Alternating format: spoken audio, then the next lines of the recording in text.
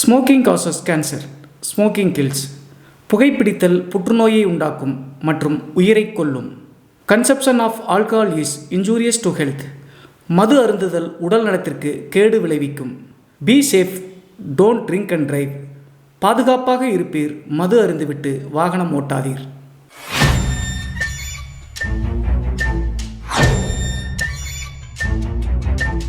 Hi everybody, நான் உங்கள் Siva. Welcome to our channel. இன்றைய காணொலியில் தமிழ்நாட்டினுடைய சுற்றுலாவுக்கு புகழ்பெற்ற மூணாறு அப்படிங்கிற அந்த மலைப்பகுதியில் நடந்த ஒரு அதிபயங்கர அமானுஷ்ய திகில் சம்பவத்தை தாங்க முழுமையாக பார்க்க போகிறோம். இந்த சம்பவத்தில் உடுமலைப்பேட்டையை சேர்ந்த 5 வாலிபர்கள் மூணாறுக்கு சுற்றுலா போகும்போது நடந்த திகில் மற்றும் அமானுஷ்ய நிகழ்வு தாங்க இன்றைய காணொலி. ஸோ இன்றைய காணொலியும் கொஞ்சம் கூட சுவாரஸ்யம் மற்றும் த்ரில்லிங் குறையாமல் நீங்கள் அப்படியே எதிர்பார்க்கலாங்க. இதுபோன்று உங்களுடைய வாழ்க்கையிலும் ஏதாவது திகில் சம்பவம் நடந்துருச்சுன்னா இந்த மின்னஞ்சல் மூலியமாக அதை ஷேர் பண்ணலாங்க.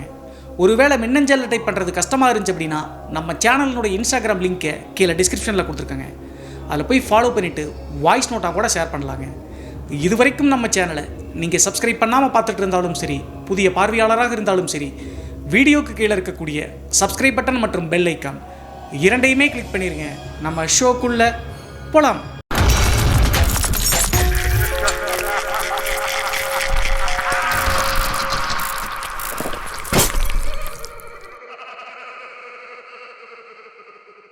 இந்த அமானுஷ்ய சம்பவம் நான் ஏற்கனவே சொன்ன மாதிரி தமிழ்நாட்டினுடைய சுற்றுலாவுக்கு புகழ்பெற்ற மூணாறு அப்படிங்கிற அந்த மலை பிரதேசத்தில் 2005ஆம் காலகட்டத்தில் நடந்த திகில் நிகழ்வு தாங்க இந்த நிகழ்வு. இந்த நிகழ்வை நம்மளுக்கு மின்னஞ்சல் மூலியமாக ஷேர் பண்ணது நம்ம சேனலினுடைய சப்ஸ்கிரைபராக இருக்கக்கூடிய முனிஸ் அப்படிங்கிற வாலிபருங்க. இந்த சம்பவம் 2005ஆம் காலகட்டத்தில் இந்த முனிஸ், சுகுமார், அப்புறம் 2-3 நண்பர்களுங்க, மொத்தம் 5 பேருக்கும் நடந்த திகில் நிகழ்வுங்க. அப்படி என்ன நடந்துச்சு அப்படின்னு சொல்லி பார்த்தா, இந்த முனிஸ், சுகுமார், அப்புறம் 3 நண்பர்கள், மொத்தம் இந்த 5 பேருடைய சொந்த ஊர் உடுமலைப்பேட்டைக்கு அருகாமல் இருக்கக்கூடிய ஒரு வில்லேஜ் தாங்க. இவங்க 5 பேருமே ஓரளவுக்கு பொருளாதாரத்தில் மேலே இருக்கக்கூடிய ஒரு வசதியான குடும்பத்தினுடைய பசங்களுங்க. அதற்கடுத்து கல்லூரி முடித்து வேலைக்கு போனாலும் சரிங்க, போகலினாலும் சரி, பாக்கெட் மணிக்காக குடும்பத்தார் பணம் கொடுத்துருவாங்க. அதை வைத்துட்டு ஜாலியாக ஊரை சுற்றி இருந்திருக்காங்க இந்த முனிஸ், சுகுமார் எல்லாருமே. அப்படி இருக்கும்போது ஒரு நாள் வாரத்தினுடைய இறுதி நாளுங்க, சனிக்கிழமை அப்படி சொல்லலாம், மாலை 4 மணி வரைக்கும் இந்த 5 பேரும் சேர்ந்து கிரிக்கெட் விளையாண்டுருக்காங்க. அதற்கடுத்து ரொம்ப போர் அடித்த காரணத்தினால இந்த 5 பேரும் சடனாக ஒரு ட்ரிப் ஒன்று போகலாம் அப்படின்னு சொல்லிட்டு முடிவெடுக்கிறாங்க. எப்போதுமே இவங்க ஃப்ரீயாக இருந்தாங்க அப்படின்னா அருகாமல் இருக்கக்கூடிய ஏதாவது ஏரியாவுக்கு சுற்றுலாவுக்கு போயிட்டு வருவது வழக்கங்க, ஃப்ரெண்ட்ஸோடு சேர்ந்து. அதே மாதிரி தான் சனிக்கிழமை ஒரு 4 மணி 5 மணி தோராயமாக 3 நாள் எங்கேயாவது வெளியே போயிட்டு வரலாம் அப்படின்னு சொல்லிட்டு முடிவெடுக்கிறாங்க. அதற்கடுத்து இவங்களுக்கு ரொம்ப அருகாமல் இருக்கக்கூடியது மூணாறு தாங்க. ஸோ அடிக்கடி அங்கே போகக்கூடிய வழக்கம் இருக்கக்கூடிய காரணத்தினால ஃபேவரட் பிளேஸான மூணாறுக்கே போயிட்டு வரலாம் சொல்லிட்டு முடிவெடுக்கிறாங்க. மாலை 5 to 6 மணிக்கு தன்னுடைய குடும்ப உறுப்பினர்கள்லாம் சொல்லிட்டு ட்ரெஸ் எல்லாம் எடுத்துட்டு ஒரு டெம்போ டிராவலர் ஒன்றுங்க. அந்த டெம்போ டிராவலரும் இந்த 5 பேரும் இருக்கக்கூடிய நண்பர்களில் ஒருத்தர் தாங்க வச்சிருக்காரு. அவருடைய சொந்த டெம்போ டிராவலர் அப்படிங்கிற காரணத்தினால நானே டிரைவராக வரேன் அப்படின்னு சொல்லிட்டு அந்த வண்டியை எடுத்துட்டு சுற்றுலாவை நோக்கி, மூணாரை நோக்கி கிளம்புறாங்க. உடுமலைப்பேட்டை டு மூணாறு தோராயமாக ஒரு 85 to 90 கிலோமீட்டர் வருங்க. 90 கிலோமீட்டர் டிஸ்டன்ஸ் இருந்தாலும் கூட போவதற்கு கிட்டத்தட்ட 3 மணி நேரத்துக்கு மேலாகுங்க. நம்மளுக்கெல்லாம் தெரியும் மலைப்பாதை ரொம்ப குறுகலாக தான் இருக்கும். அதெல்லாம் மனசில் வச்சுட்டு சாயந்தரம் ஒரு 5 to 6 மணி தோராயமாக உடுமலைப்பேட்டையிலிருந்து மூணாரை நோக்கி கிளம்பி போயிட்டு இருக்காங்க. 8 மணி 8:15 மணி தோராயமாக மூணாறு டு உடுமலைப்பேட்டைக்கு நடுக்காட்டு மலைப்பகுதிங்க. அந்த மலைப்பகுதியில் வேன் போயிட்டு இருந்துருக்குங்க. மூணாரை பற்றி போனவங்களுக்கு தெரியுங்க, கொடைக்கானல் மற்றும் கொல்லிமலை மாதிரி ரொம்ப டிஃபிகல்ட்டாலாம் ரோடு இருக்காதுங்க. கொண்டையூசி வளைவுகள் மூணாறில் இருந்தாலும் கூட ரொம்ப கம்மியாக தான் இருக்கும். அது மட்டும் இல்லாமல் ஓரளவுக்கு நெளிஞ்சு வளைஞ்சு போகக்கூடிய வழிப்பாதை தாங்க இந்த மூணாறு போகக்கூடிய ரோடு. இப்படி இருக்கும்போது கரெக்டாக அந்த மூணாறு டு உடுமலைப்பேட்டைக்கு நடுப்பாதையில் இருக்காங்கன்னு சொல்லியா, அந்த இடத்துல ஒரு பயங்கரமான கொண்டையூசி வளைவு இருந்துக்குங்க. அது மட்டும் இல்லாமல் அந்த கொண்டையூசி வளைவு ரொம்ப டேஞ்சர் அப்படின்னு சொல்லிட்டு முன்னாடியே ஒரு ரெட் கலரில் போர்டு போட்டிருக்காங்க. ஆனால் அதையெல்லாம் பெருசாக எடுத்துக்காமல் அந்த சுற்றுலாவில் போயிட்டு இருக்கக்கூடிய டிரைவரை தவிர மற்ற 4 பேரும் ஜாலியாக பாட்டை போட்டு டான்ஸ் ஆடிட்டு இருக்காங்க. கரெக்டாக அந்த கொண்டையூசி வளைவு பக்கத்தில் வந்த உடனே சுகுமார் அப்படிங்கிற முனிசனுடைய நெருங்கிய நண்பருங்க டக்குன்னு வண்டியை நிறுத்துக்கடா அப்படின்னு சொல்லிட்டு சொல்கிறாருங்க. சொன்ன அடுத்த செகண்டே டிரைவர் வந்து வண்டியை நிறுத்திட்டாருங்க. அதற்கு அடுத்தனுடைய சுகுமார் சடசடன்னு வேனை விட்டு கீழே இறங்கி வந்த வழியே கிட்டத்தட்ட ஒரு 10 அடி 20 அடி தள்ளிங்க வேனை விட்டு தள்ளி போய் ரெஸ்ட் ரூம் போயிட்டு இருந்திருக்காருங்க. மீதம் இருக்கக்கூடிய 3 பேர், டிரைவரோடு சேர்த்து 4 பேர் என்ன பண்ணாங்கன்னா, சுகுமார் எங்கே போகிறா அப்படின்னு சொல்லிட்டு வேன்குள்ள இருந்தே எட்டி பார்க்குறாங்க. எட்டி பார்க்கும்போது தெரியுதுங்க, ஏதோ அவசரமாக தான் ரெஸ்ட் ரூம் வர சொல்லி நிப்பாட்டிருக்கா அப்படின்னு சொல்லிட்டு. சரின்னு சொல்லிட்டு அவன் வர வரைக்கும் வண்டியிலேயே இருக்கலாம்னு சொல்லிட்டு எல்லாரும் வண்டியில் வெயிட் பண்ணிட்டு இருக்காங்க. வேனோட என்ஜின் ஆஃப் பண்ணாமையே பாட்டு மூலியமாக மறுபடியும் டான்ஸ் ஆடிட்டு இருக்காங்க 3 பேரும். டிரைவர் வந்து பார்த்துக்கிட்டே இருந்திருக்காரு. 5 நிமிடம் ஆகுது, 10 நிமிடம் ஆகுது. ரொம்ப நேரம் ஆகியும் ரெஸ்ட் ரூம் போயிட்டு இருந்த இந்த சுகுமார் திரும்பி வேனுக்கு வரவே இல்லைங்க. அதற்கடுத்து இந்த முனிஸ் அப்படிங்கிறவர் இறங்கக்கூடிய வழிபாதை இருக்கு இல்லையா வேனில், அந்த சைடு எட்டி பார்த்து சுகுமார் சுகுமார் சத்தம் போடுறாருங்க. எவ்வளவு சத்தம் போட்டும் சுகுமார்கிட்ட இருந்து எந்தவித ரிப்ளையும் இல்லைங்க. அதற்கடுத்து மீதம் இருக்கக்கூடிய 3 பேரும் எட்டி பார்க்கும்போது ஏற்கனவே ரெஸ்ட் ரூம் போயிட்டு இருந்த அந்த இடத்துல சுகுமாரை காணுங்க. பதட்டப்பட்டு போன இந்த 4 பேருக்கும் என்ன பண்றது அப்படின்னு தெரியலங்க. இவங்களுக்கு இருக்கக்கூடிய பெரிய சிரமமான விஷயம் என்ன அப்படி சொல்லி பார்த்தா, மூணாறு மலைப்பாதைகள் தெரியும். சாயந்தரம் 3:30 மணிக்கு மேலே ஆச்சு அப்படின்னாவே பனிமூட்டம் அதிகமாயிரும். 5 அடி 10 அடி தூரத்திலேயே ஸ்னோ வந்து பார்த்தீங்கன்னா ஃபுல்லாக கும்மிருட்டாயிரும். பக்கத்தில் இருக்கக்கூடிய பொருளோ அல்லது உருவங்களோ தெரியாது. ஸோ அதே மாதிரி தான் அன்றைய நாளும் ஓரளவுக்கு பனி இருந்திருக்குங்க. இருந்தாலும் கூட இந்த 4 பேரும் வேனினுடைய என்ஜின் ஆஃப் பண்ணாமல் டிரைவரோடு சேர்த்து மீதம் இருக்கக்கூடிய 3 பேர் 4 பேரும் ஆளுக்கு ஒரு திசையில் சுகுமார் சுகுமார்னு சொல்லிட்டு சத்தம் போடுறாங்க அந்த ரோட்டில் நின்றுட்டு. அதுக்கடுத்து ஆளுக்கு ஒரு பக்கத்தில் எல்லா பக்கமும் சுகுமாரை தேடி தேடி பார்க்குறாங்க. ரோடில் இரு சைடும் வந்து தேடி எங்கேயும் இல்லாத காரணத்தினால கடைசியாக சந்தேகத்தின் அடிப்படையில் அவர் ரெஸ்ட் ரூம் போயிட்டு இருந்தார் இல்லையா, அது கீழே சின்னதாக ஒரு பள்ளத்தாக்கு இருக்குங்க. நான் ஏற்கனவே சொன்னேன் இல்லையா, அந்த இடம் வந்து கொண்டையூசி வளைவு. கீழே வந்து கிட்டத்தட்ட ஒரு 200 அடி 300 அடிக்கு பள்ளம் இருக்குங்க. அடியில் வந்து பார்த்தீங்கன்னா பாறைகள் நிறைய இருக்குது. ஸ்லிப்பாகி விழுந்து அப்படின்னா பாறைகள் அடிபட்டு இறந்து போயிடுவாங்க. அந்த மாதிரி ஆபத்தான பள்ளத்தாக்கு பகுதியில் தான் சுகுமார் ரெஸ்ட் ரூம் போயிட்டு இருந்தார். அந்த இடத்துல இருந்து எட்டி பார்க்குறாருங்க இந்த முனிஸ் அப்படிங்கிறவர். அடுத்த செகண்டே முனிஸ் மற்றும் கூட வந்த இன்னொரு நண்பருக்கு பயங்கரமான ஷாக்குங்க. இவங்க நினச்ச மாதிரியே அந்த ரோட்லேருந்து கிட்டத்தட்ட 100 அடி டிஸ்டன்ஸில் கீழேங்க ஒரு அகலமான பாறை ஒன்று இருக்குது. அந்த பாறை வந்து பார்த்தீங்கன்னா அந்த பனிமூட்டம் இருந்தாலும் கூட ஓரளவுக்கு தெரியுதுங்க. அந்த பகுதியில் வந்து பார்த்தீங்கன்னா ஒரு ஆண் நிற்கிறது நல்லாவே இவங்க 2 பேரும் பார்த்துட்றாங்க. உடனே அந்த பனிமூட்டத்தில் கிளியராக யாருன்னு தெரியலனாலும் கூட அது சுகுமாராக தான் இருக்கக்கூடும் அப்படின்னு சொல்லிட்டு சுகுமார் சுகுமார் அப்படின்னு சொல்லிட்டு அந்த இடத்துல வந்து சத்தம் போடுறாங்க. அதே நேரத்தில் டிரைவர் மற்றும் இன்னொருத்தர் வந்து வேறு இடத்துல தேடித்தாங்கல்ல, அவங்களும் ஓடி வந்துட்டாங்க இவங்க சத்தம் போடுறதை பார்த்து. 4 பேரும் சேர்ந்து சுகுமார் அங்கே எப்படா போன வாடா வாடா அப்படின்னு சொல்லிட்டு சத்தம் போடுறாங்க. எவ்வளவு சத்தம் போட்டும் கூட அந்த பாறைமா இருக்கக்கூடிய அந்த இடத்துல அந்த உருவம் அப்படியே நிற்குதுங்க. அது சுகுமாரா இல்லையா அப்படின்னு சொல்லிட்டு இந்த வீடியோவை தொடர்ந்து பாருங்க புரியும். அதற்கடுத்து இந்த பாறையினுடைய எட்ஜ் பகுதியில் அந்த நபர் நிற்கிறாருங்க. நின்றுட்டு கீழே இன்னொரு இடம் ஸ்லிப் பண்ணோம்னா இன்னொரு 200 அடி கீழே விழுந்துருவோம். அந்த பகுதியை நோக்கி அப்படியே கீழே நின்று பார்த்துட்டு அழுதுகிட்டே இருக்காருங்க. அந்த அழுகிற சத்தம் இந்த 4 பேருக்கு நல்லாவே கேட்குதுங்க. இவங்களுடைய கெட்ட நேரம் அப்படின்னே சொல்லாங்க. வரக்கூடிய வண்டிகள் எல்லாமே இவங்க ஆபத்தில் இருக்காங்க கூட பார்க்காம பனிமூட்டம் இருந்த காரணத்தினால இவங்க சத்தம் போடுறத கூட கேட்காம சரசரன்னு போயிட்டாங்க. இது வேற இவங்களுக்கு பெரிய பிரச்சனையாக இருந்துச்சுங்க. அதற்கடுத்து இவங்க 4 பேருக்கு இருக்கக்கூடிய பெரிய குழப்பம் என்ன அப்படின்னு சொல்லி பார்த்தா, அந்த 100 அடி பள்ளம் இருக்கு இல்லையா, இப்போது சுகுமார் நிற்கிறார்ல, அந்த இடத்துக்கு நார்மலாக சுகுமார் போவதற்கான வழியே கிடையாதுங்க. இரவு நேரம் வேற கும்மிருட்டா இருந்திருக்கு. அது மட்டும் இல்லாமல் ரோடுலேருந்து அந்த பள்ளம் வரைக்கும் நிறைய புதர் மாதிரி செடிகள் முட்டி அளவுக்கு வளர்ந்துருக்கு. அதையெல்லாம் தாண்டி சுகுமார் கரெக்டாக எப்படி அங்கே போய் நின்னார் அப்படின்னு சொல்லிட்டு திங்க் பண்ணுறாங்க. நார்மலான ஒரு மனுஷனால முடியாதுங்க. ஏன் சொல்லணும் அப்படின்னா தீயணைப்பு வீரர்கள் வந்தாலும் கூட கயிறு கட்டி தான் அந்த இடத்துக்கு இறங்க முடியும். ஆனால் அப்படி இருக்கும்போது சுகுமார் சாதாரணமாக அந்த பாறையமாக இருக்கக்கூடிய 100 அடி பள்ளத்தாக்கில் போய் நின்றுட்டு எட்டி பார்க்குறானே, அது மட்டும் இல்லாமல் அழுகிறானே அப்படின்னு சொல்லிட்டு திங்க் பண்ணுறாங்க. இதில் ஒரு முக்கியமான விஷயம் என்ன அப்படின்னு சொல்லி பார்த்தா, உடுமலைப்பேட்டிலிருந்து இவங்க கிளம்பும் போதே இவங்களுக்கு தேவையான ட்ரிங்க்ஸ் பாட்டில் சரக்கு பாட்டில்லாம் வாங்கிட்டு வந்திருக்காங்க. சுகுமார் வந்து சரக்கு அடிப்பாருங்க, ஆனால் ஓரளவுக்கு லிமிட்டோட நிப்பாட்டிக்குவாருங்க, ரொம்பலாம் அதிக அடிக்க மாட்டார். ஆனால் இவங்க 4 பேரும் நல்லாவே சரக்கு அடிக்கக்கூடிய நபர்கள் தாங்க. டிரைவராக இருக்கக்கூடிய அந்த நபர் வண்டி ஓட்டணும் அப்படின்னு சொல்லிட்டு அவர் அடிக்கவே இல்லைங்க. இந்த டைம்ல இவங்க 4 பேரும் என்ன நினைச்சாங்க அப்படின்னு சொல்லி பார்த்தா, சுகுமார் இன்னைக்கு சரக்கான அதிகமாக அடிச்சிருப்பான், அதனால போதையில் இறங்கி போயிட்டான் அப்படின்னு சொல்லிட்டு மறுபடியும் இப்படி தாங்க நினைக்கிறாங்க. அதற்கடுத்து முனிஸ் மற்றும் இன்னொரு நபர் 2 பேரும் என்ன பண்ணாங்க அப்படின்னா, வேற வழி கிடையாது, நம்ம சத்தம் போட்டும் வேலை வர மாட்டேங்கிறான், அழுக வேற செய்கிறான், ஏதாவது பண்ணிட்டான்னா பெரிய பிரச்சனை ஆயிரும், நாங்களே 2 பேரும் கீழே இறங்கி போறோம் அப்படின்னு சொல்லிட்டு அந்த டிரைவர் நபர்கிட்ட சொல்றாங்க. டிரைவர் வந்து அங்கே போகாதீங்கன்னு சொல்லிட்டு அதனுள்ள உடன்பாடு இல்லைங்க, கீழே இறங்கினா ஆபத்து அப்படின்னு சொல்லிட்டு. இருந்தாலும் கூட முனிஸ் மற்றும் இன்னொரு நண்பர் சுகுமார் இருக்கக்கூடிய பகுதியை நோக்கி அந்த பள்ளத்தாக்குல மெதுவாக கை கால்களை பிடிச்சி குரங்கு மாதிரி அந்தந்த புல்வெளிகளை பிடிச்சி தாங்க இறங்கணும். அப்படி 2 அடி 3 அடி இறங்கும் போது இந்த டிரைவராக இருக்கக்கூடிய இந்த நபர் என்ன பண்ணார் அப்படின்னா, வண்டி வேற ஆன்லேயே தான் இருக்குது, அதை போய் நான் என்ஜின் ஆஃப் பண்ணிட்டு வரேன் அப்படின்னு சொல்லிட்டு வேக வேகமாக வேனுக்கு ஓடுறாருங்க. உடனே வேனுக்குள்ளே ஓடி போய் டிரைவர் சீட்டில் உட்காந்துட்டு சாவியை போட்டு என்ஜின் ஆஃப் பண்ணுறாருங்க. ஆஃப் பண்ணிட்டு திரும்பி அவங்க இருக்கக்கூடிய பகுதிக்கே வரலாம்னு சொல்லிட்டு அந்த டிரைவராக இருக்கக்கூடிய நண்பர் இறங்க பார்க்கும்போது ஒரு வித்தியாசமான சத்தத்தை வேனுக்குள்ளே பார்க்குறாருங்க. அது என்ன அப்படின்னு சொல்லி பார்த்தா, வேனுக்குள்ள இருந்து இந்த சரக்கு பாட்டில்கள் வந்து கண்ணாடி பாட்டில் தானே கலகலன்னு உருளும் இல்லை, அந்த சத்தம் கேட்குதுங்க. ஏன்னா யாருமே இல்லை, வேனுக்குள்ள சரக்கு பாட்டில்கள் உருட்டக்கூடிய சத்தம் கேட்குது அப்படின்னு சொல்லிட்டு பின்னாடி யதார்த்தமாக திரும்பி பார்க்குறாருங்க. திரும்பி பார்க்கும்போது இந்த டிரைவராக இருக்கக்கூடிய நண்பருக்கு தூக்கி வாரி போட்டுருச்சுங்க. என்ன ஆச்சு அப்படின்னு சொல்லி பார்த்தா, அந்த பாறை மாதிரி இருக்கக்கூடிய பள்ளத்தாக்கில் தான் சுகுமார் நிற்கிறாரு. ஆனால் இப்போது உண்மையிலேயே இருக்கக்கூடிய சுகுமார் வந்து வேனுக்குள்ள பின்னாடி சீட்டில் ஃபுல்லாக சரக்கு அடிச்சுட்டு பாட்டில் எடுத்து போட்டு குடிச்சிட்டு இருக்காருங்க. இதை பார்த்த உடனே ஷாக்கானாலும் கூட அங்கே வேற பள்ளத்தாக்கில் சுகுமார் தாங்க நிற்கிறாருன்னு சொல்லிட்டு இறங்குறாங்களே, முனிசு அங்கே இறங்காதரா, சுகுமார் இங்கே இருக்கான் அப்படின்னு சொல்லிட்டு சத்தம் போட்டாருங்க அந்த டிரைவராக இருக்கக்கூடிய நபர். அப்படி சத்தம் போட்ட அடுத்த செகண்டே முனிஸ் மற்றும் இன்னொரு நண்பர் 2 பேரும் சரசரன்னு மேலே வந்துட்டாங்க. இவங்க இறங்கும் போது 2 அடி 3 அடி தாங்க கஷ்டப்பட்டு இறங்கிட்டு இருக்காங்க. கூப்பிட்டு அடுத்த செகண்டே ரோட்டுக்கே மறுபடியும் மேலே ஏறி வந்துட்டாங்க. என்னடா சொல்ற, சுகுமார் கீழே நிற்கிறான்டா அப்படின்னு சொல்லிட்டு மறுபடியும் அந்த பள்ளத்தாக்கில் பார்க்குறாங்க. அப்போதும் அந்த பனிமூட்டத்தில் மெர்ஜான மாதிரி அப்படியே மெல்லிசா அந்த இடத்துல உருவம் நிற்கிறது நல்லாவே பார்க்குறாங்க. உடனே வந்து இந்த டிரைவராக இருக்கக்கூடிய நபர் உள்ளே வந்து குடிச்சிட்டு இருக்காண்டா, அது சுகுமார் கிடையாது, மேலே வாங்க அப்படி சொல்கிறாங்க. பயந்து போயிட்டாங்க இந்த முனிஸ் மற்றும் மற்ற நண்பர்கள் எல்லாருமே. வேனுக்குள்ளே சுகுமார் இருக்கார் அப்படின்னா அங்கே ஆள் மாதிரி நிற்கிறது யார் அப்படி சொல்லிட்டு நினச்சி இவங்களுக்கு அமானுஷ்யம் ஆன்மாக்கள் மேலே ஓரளவுக்கு நம்பிக்கை இருக்குங்க.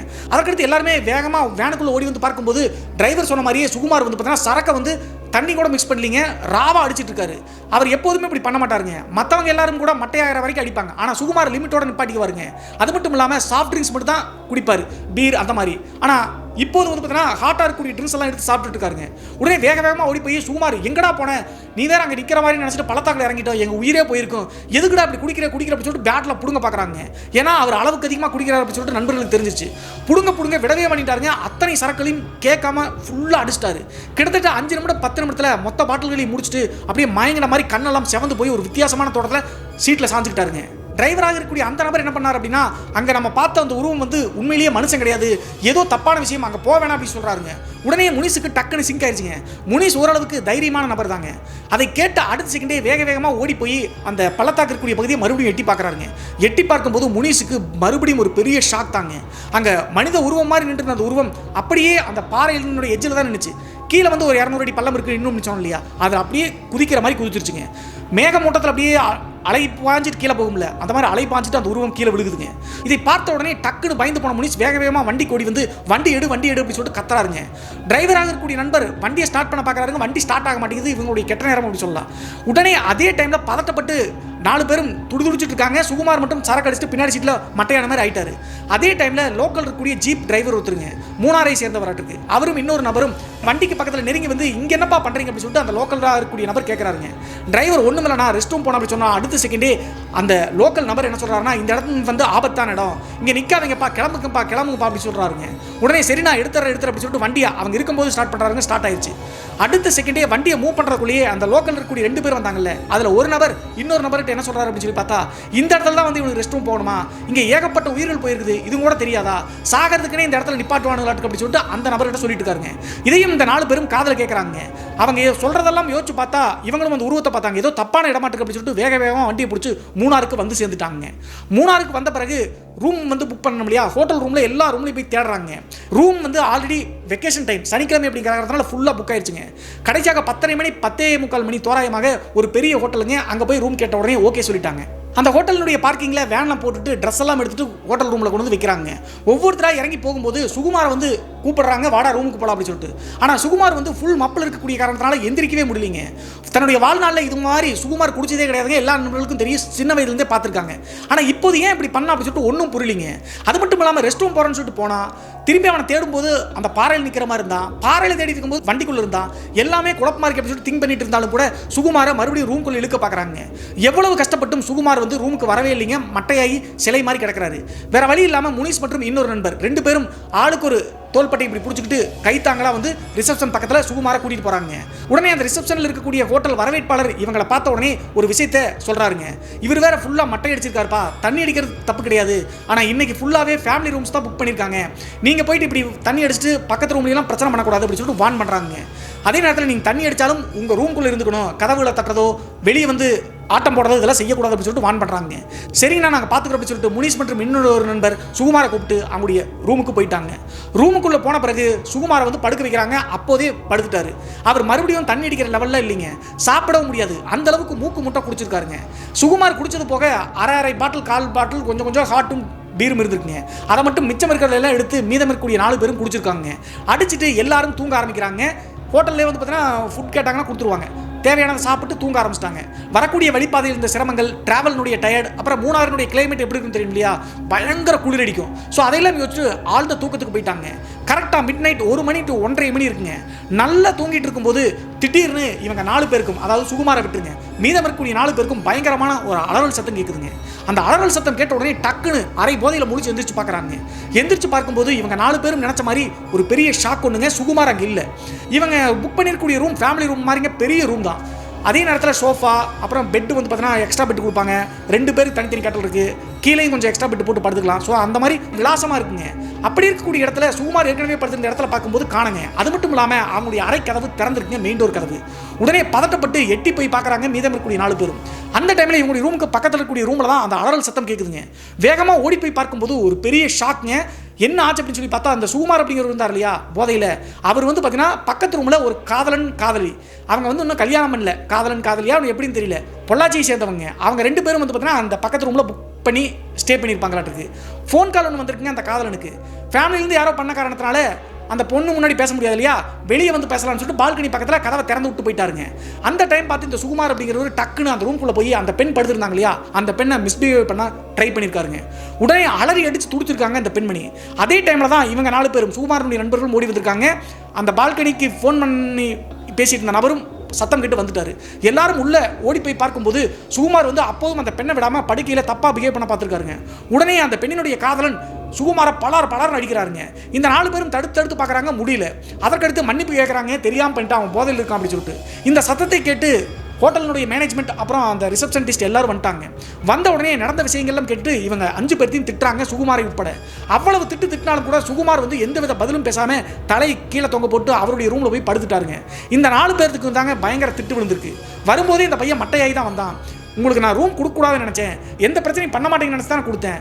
காலையில் நீங்கள் வந்து கிளம்பணும், கொடுத்த அட்வான்ஸ்லாம் திருப்பி தர முடியாது, நீங்கள் கிளம்பியே ஆகணும் அப்படின்னு சொல்லிட்டு வான் பண்ணிட்டு கிளம்பிட்டாங்க. அதே நேரத்தில் அந்த காதலி கிட்ட அந்த ரிசப்ஷனிஸ்ட் என்ன சொல்கிறாங்க அப்படின்னா, லோக்கலில் வேணால் போலீஸ் ஸ்டேஷனில் கம்ப்ளைண்ட் பண்ணுறதுனா பண்ணலாம், நாங்கள் ஹெல்ப் பண்ணுறோம் அப்படின்னு சொல்கிறாங்க. ஏன்னா கஸ்டமர் தானே அவங்களுக்கு முக்கியம். ஆனால் அப்போது அந்த காதலனும் காதலியும் அவங்களே பெற்றோர்களுக்கு தெரியாமல் தான் வந்திருப்பாங்களாட்டுக்கு. இந்த பிரச்சனை இதோட விட்டுருங்க, அவர் ஏதோ போதையில் பண்ணிட்டாரு, நாங்கள் முதல்ல காலையில் கிளம்பிக்கிறோம், இது யாருக்கிட்டையும் சொல்ல வேணாம், போலீஸ் ஸ்டேஷன் சொல்ல வேண்டாம், எதுவும் வேண்டாம் அப்படின்னு சொல்லிட்டாங்க. அவங்க பயந்து போயிட்டாங்க. சரின்னு சொல்லிட்டு அந்த ஹோட்டல் மேனேஜ்மெண்ட் இவங்களை வான் பண்ணிட்டு அவங்ககிட்ட வந்து பார்த்தீங்கன்னா இனிமேல் எந்த பிரச்சனையும் நடக்காது, படுத்துக்குன்னு சொல்லிட்டு நேராக கீழே போயிட்டாங்க. காலைல 8 மணி 8:30 மணிக்கு தாங்க இந்த 5 பேரும் முழிச்சு எந்திரிக்கிறாங்க. எந்திரிச்சு பார்க்கும்போது பக்கத்து அறையில் அந்த காதலன் காதலி பயந்து போய் காலையில் 7 மணி தோராயமாகவே ரூமை வந்து செக் அவுட் பண்ணிட்டு கிளம்பி போயிட்டாங்க. சரின்னு சொல்லிட்டு இந்த 4 பேரும் குளிச்சுட்டு இருக்கும்போது சுகுமார் வந்து குளிக்கவும் இல்லைங்க, ஒன்றும் இல்லை, அந்த படுக்கையிலிருந்து எந்திரிச்சு பிரம்ம பிடிச்ச மாதிரி உட்காந்துருக்காருங்க. அது மட்டும் இல்லாமல் அவருடைய கண்கள் எல்லாமே செவந்து போய் கிடக்குதுங்க. அப்போது கண்கள் செவக்கிறத இவங்க என்ன நினைச்சிட்டாங்க அப்படின்னு சொல்லி பார்த்தா, போதை அதிகமாக குடிச்சார் இல்லையா, இது வரைக்கும் முடியாத அளவுக்கு குடிச்சார் இல்லையா, அதனால தான் இப்படி நடந்துக்க மாட்டேங்க அப்படின்னு சொல்லிட்டு நினச்சிக்கிட்டு பெருசாக எடுத்துக்கலீங்க. அது மட்டும் இல்லாமல் நைட் அந்த பெண்ணினுடைய ரூம் கதவுல போய் அப்படி தப்பாக பிஹேவ் பண்ணார்ல, அதெல்லாம் நினச்சி இந்த 4 நண்பர்களுக்கும் கோவங்க. அதனால் சுகுமார் கிட்ட எந்தவித பேச்சுவார்த்தையும் பேசலிங்க, கோவத்தோடயே இருந்தாங்க. அதே சேம் டைமில் அந்த ஹோட்டலுடைய மேனேஜ்மெண்ட் கூடிய ரூம் பாய் வந்து வந்துட்டாருங்க. வந்துட்டு உங்களை காலி பண்ணிட்டு கிளம்ப சொன்னாங்க, நைட் நீங்கள் ஏதோ பண்ணிட்டீங்களாமா, அதனால் கிளம்புங்கன்னு சொல்கிறாங்க. திருப்பியெல்லாம் எதுவும் பேச முடியாது, வேறு வழி இல்லாமல் 5 பேரும் வந்து பார்த்தீங்கன்னா பேக் எடுத்துக்கிட்டு கீழே வந்து ரிசப்ஷனிஸ்ட்டை சாரி சொல்லிட்டு வேன் எடுத்துகிட்டு கிளம்ப ஆரம்பிச்சிட்டாங்க. அந்த ஹோட்டலில் இனி வந்து புக் பண்ண முடியாது, ரூம் கொடுக்க மாட்டாங்க. ஆனால் இவ்வளோ விஷயங்கள் நடந்தாலும் கூட நம்ம வந்துட்டோம், ஏதோ தெரியாமல் நடந்துருச்சு போதையில், நம்ம ஞாயிற்றுக்கிழமை அப்புறம் திங்கக்கிழமை மதியம் வரைக்கும் இருந்துட்டு கிளம்பிடலாம் அப்படின்னு சொல்லிட்டு முடிவெடுக்கிறாங்க. அதற்கு ரூம் வேணும் இல்லையா, அதனால் சாயந்தரம் வரைக்கும் சுற்றி பார்த்துட்டு வேறு ஏதாவது ஹோட்டல் ரூம் கிடச்சி அப்படின்னா புக் பண்ணிக்கலாம்னு சொல்லிட்டு அதே மாதிரி சாயந்தரம் 5 மணி வரைக்கும், ஞாயிற்றுக்கிழமையினுடைய 5 மணி வரைக்கும் சுற்றி பார்க்குறாங்க மூணாரை. நல்லா என்ஜாய் பண்ணிட்டு 5 மணி 5:30 மணி தோராயமாக ஒரு கைடு மூலியமாக ஒரு பெரிய ஹோட்டலில் வந்து பார்த்தீங்கன்னா உங்களுக்கு ரூம் கிடைக்குதுங்க. ஸோ அதே மாதிரி 2வது நாள் இரவு அந்த புது ஹோட்டலுக்கு போயிட்டு ரூம் எல்லாம் எடுத்து புக் பண்ணிட்டு தூங்குறாங்க. முன்னாடி நாள் தான் ஃபுல்லாக தண்ணி நல்லா அடிச்சிருந்தாங்க இல்லையா, அதனால் 2வது நாள் ஓரளவுக்கு சரக்கு வந்து கம்மியாக தான் அடிச்சிருக்காங்க. ஆனால் இந்த சுகுமாருக்கு சரக்கு வந்து கொடுக்கவே இல்லைங்க இந்த 4 பேரும். அதே நேரத்தில் அவர் கேட்கவும் இல்லைங்க, இவர்கிட்ட மனசு விட்டு பேசவும் மாட்டேங்கிறாருங்க இந்த சுகுமார் அப்படிங்கிறவர். இதில் ஒரு முக்கியமான விஷயம் என்ன அப்படின்னு சொல்லி பார்த்தா, இந்த சுகுமார் அப்படிங்கிறவர் நல்லா இருக்கும் போதே ஆம் இல்லை அப்படிங்கிறதுக்கு மட்டும் தாங்க நண்பர்கள்ட்ட பதில் பேசுவார், இல்லைன்னா மீறி பேசினா ஒரு புன்னகை சிரிப்பார், அதுக்கு மேலே எதுவுமே பேச மாட்டாருங்க. நல்லா வளவளன்னு பேசக்கூடிய நபரே கிடையாதுங்க சுகுமார் அப்படிங்கிறவர். ஆனால் இப்போது இன்னும் கொஞ்சம் அமைதியாயிட்டாருங்க, எந்தவித பதிலும் சொல்ல மாட்டேங்கிறாரு. ஆனால் நண்பர்கள் என்ன நினைச்சிட்டாங்க அப்படின்னு சொல்லி பார்த்தா, சுகுமார் வந்து தப்பு செஞ்சதெல்லாம் யோசிச்சு பார்த்து ஃபீல் பண்ணுவான்ட்டு, அதனால தான் பதிலே பேசாமல் அமைதியாக இருக்கான், அவனே நார்மல் ஆகட்டும் அப்படின்னு சொல்லிட்டு விட்டுட்டாங்க. அடுத்த நாள் இரவு புது ஹோட்டலில் தூங்கின அன்றைய நாள் இரவும் இன்னொரு பயங்கரம் அந்த 4 பேருக்கு நடக்குதுங்க. இந்த ஹோட்டலில் இருக்கக்கூடிய சுகுமாரை தவிர 4 பேரும் முன்கூட்டியே எச்சரிக்கையாக உள் சைடு வந்து பார்த்தீங்கன்னா சாவி வச்சு கொடுப்பாங்க இல்லையா, அதில் வந்து லாக் பண்ணிட்டாங்க, எங்கேயும் வெளியே போயிடக்கூடாது சுகுமார் அப்படி சொல்லிட்டு. அப்படி லாக் பண்ணிட்டு முன்னாடி நாள் தான் நல்லா தூக்கம் இல்லையே, எல்லாரும் தூங்கிட்டாங்க. அப்படி தூங்கும் போது 4 பேருக்கும் தனித்தனி ரீதியாகுங்க. என்ன ஆச்சு அப்படின்னு சொல்லி பார்த்தா தூங்குற மாதிரி தூங்குறாங்க, ஆனால் இவங்களால தூங்கவே முடியலைங்க. புதுசாக ஒரு இடத்துக்கு போனோம் அப்படின்னா நம்மளுக்கு அப்நார்மலாக தூக்கம் வராது இல்லையா, அதே மாதிரி தாங்க இவங்களுக்கு ஃபீல் ஆயிருக்கு. ஆனால் அதற்கு அடுத்த கட்டமாக என்ன நடக்குது அப்படின்னு சொல்லி பார்த்தா, அந்த ரூம்குள்ளே இந்த 4 பேருமே தனித்தனியாக ஒரு உருவத்தை பார்த்துருக்காங்க. அந்த உருவம் என்ன அப்படின்னு சொல்லி பார்த்தா, இந்த சுகுமார் வந்து படுத்திருக்காரு இல்லையா, அவருக்கு நேர் ஆப்போசிட்டில் ஒரு ஸ்டடி டேபிள் மாதிரி ஒரு சோஃபா இருக்குங்க. அந்த சோஃபாவில் யாரோ ஒரு நபர் நிழல் போன்ற உருவம் வந்து உட்கார்ந்துருக்காங்க. நைட்டு வந்து தூங்கும்போது பெட் லைட் தானே போடுவாங்க, அந்த லைட்டு வெளிச்சத்தில் ரெஸ்ட் ரூமுக்கு போகலாம்னு சொல்லிட்டு எந்திரிச்சு பார்க்கும்போது எல்லாருமே அந்த உருவத்தை பார்த்து யாருக்கிட்டையும் பேச கூட பயந்துக்கிட்டு அப்படியே படுத்துட்டாங்க. தூக்கமே இல்லைங்க, போர்வை இழுத்து மூடிட்டு ஒருத்தர் முடிச்சுதான் இருக்காங்க பயத்தோடையே. அதே மாதிரி சுகுமார் அப்படிங்கிற இந்த நபருக்கு பக்கத்தில் தாங்க இந்த முனிஸ் அப்படிங்கிறது படுத்துக்காரு. 2 மணி தோராயமாக எந்திரிக்கலாம்னு சொல்லிட்டு அவர் நல்லா ஓரளவு தூங்கிட்டாரு.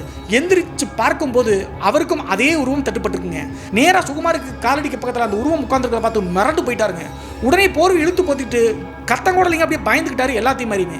அதற்கடுத்து ஒரு 5 நிமிஷம் 6 நிமிஷத்துலேயே பக்கத்தில் படுத்திருந்த சுகுமார் டக்குன்னு எந்திரிக்கிறாருங்க. எந்திரிச்ச உடனே அந்த உருவம் அங்கே தான் உட்காந்துருக்கு. ஆனால் சுகுமார் எந்திரிச்சு நேராக பாத்ரூம் பக்கத்தில் போகிற மாதிரி போகிறாருங்க. இதே இந்த பெட்ஷீட்டில் சின்ன சின்ன துகள்கள் மாதிரி இருக்கும் இல்லையா, அதன் வழியா அந்த உருவத்தை பார்த்துட்டே இருக்காங்க இந்த முனிஸ் அப்படிங்கிறவர். இந்த சுகுமார் அப்படிங்கிறவர் எந்திரிச்சு அந்த பாத்ரூம் சைடு போகும்போது சோஃபாவில் உட்காந்துருந்த அந்த உருவம் அவரை பின்தொடர்ந்து ஃபாலோ பண்ணிட்டே போகுதுங்க. இதை முனிஸ் பார்த்துட்டு மிரண்டு போயிட்டாருங்க.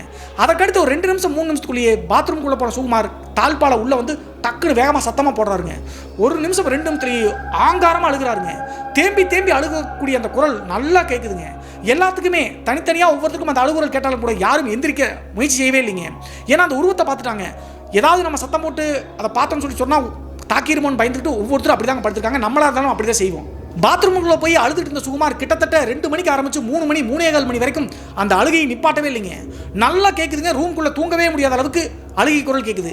முனீஸ் வந்து பார்த்தீங்கன்னா யோசிக்கிறாருங்க, நம்மளுக்கு மட்டும் தான் அழுகுரல் கேட்குதா, மற்றவங்களே எந்திரிக்கவே இல்லை அப்படின்னு சொல்லிட்டு. ஆனால் முனீஸ் நினைச்ச மாதிரியே தாங்க எல்லாத்துக்கும் அழுகுரல் கேட்டாலும் கூட திங்க் பண்ணிட்டே அவங்க அமைதியாக இருக்காங்க, தன்னுடைய உயிர்களை பாதுகாத்துக்க அப்படின்னு சொல்லிட்டு. அதற்கடுத்து அதிகாலை 3 to 3:30 மணி தோராயமாகுங்க.